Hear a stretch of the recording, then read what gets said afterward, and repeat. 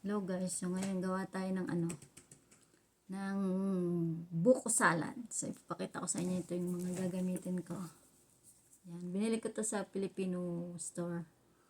Yan, fruit cocktail, Nestle cream.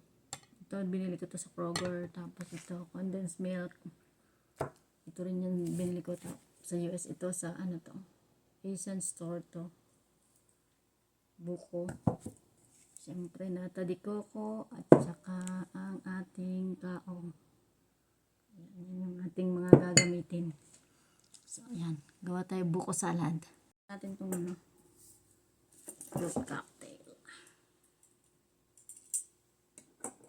Bali, anong gagawin ko? Kalahati lang.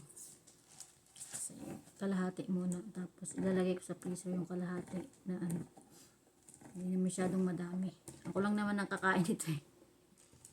So, natin itong nata de coco.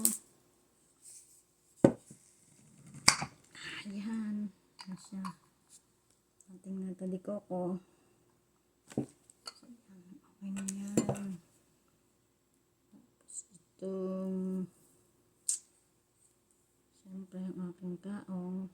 Ito ang favorite ko. Ko naman ito uubusin, mga lang ilalagay ko, mga kalahati lang kasi ako lang papatikimin ko ng asawa ko, ko lang bigla ko lang siyang na-miss.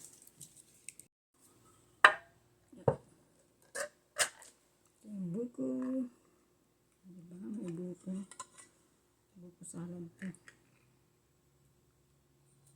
Ayan, tapos dali na naman buksan tong itong gatas, madali lang itong buksan, tsaka itong Nestle cream.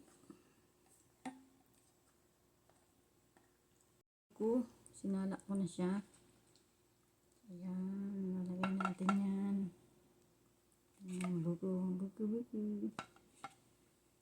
Cocktail.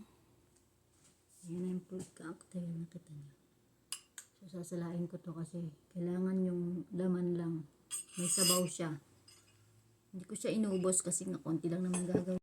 So, yan. Ang gagawin natin ay ito na yung mga sangkap. So, paghahalo-haluin lang natin yung sangkap. Aking buko salad. So,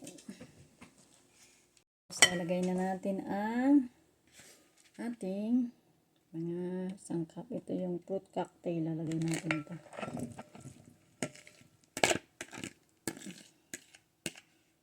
Lagay ko na yung fruit cocktail. Tapos kuha tayo ng buko. Konti. Hindi ko siya uubusin. Konti lang.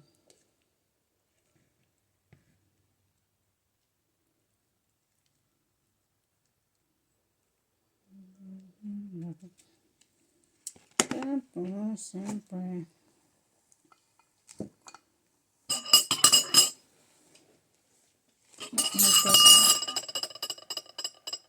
condensed milk. Ating condensed milk.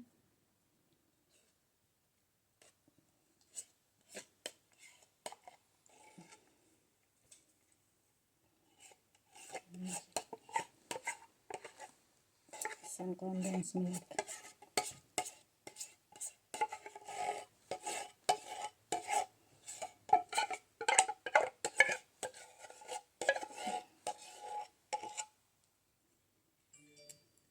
Naman kasi ang kakain itong ating patitikimin ko lang asawa kung gusto nito.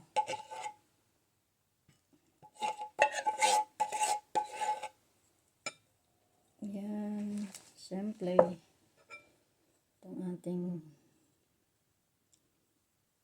Nestle cream.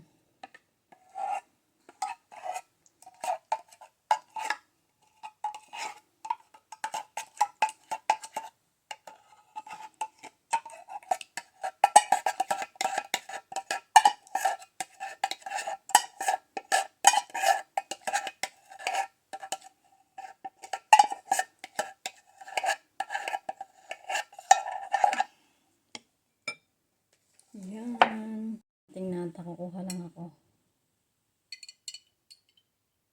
Hindi ako kuha ng marami.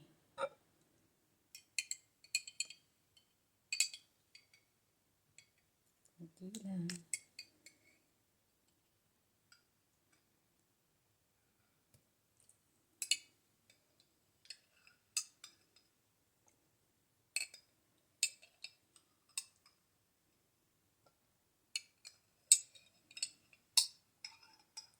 Ang bango ng amoy nito.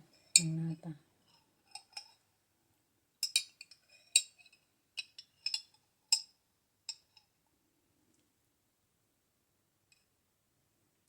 So, ayan. Tapos na ang ating nata. Vlogging. Oops, where's the other? Ayan. Kaong.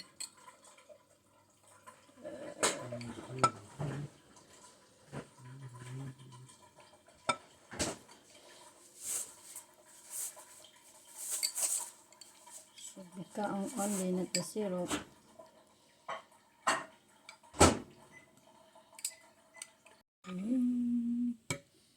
Mix, mix, mix, mix.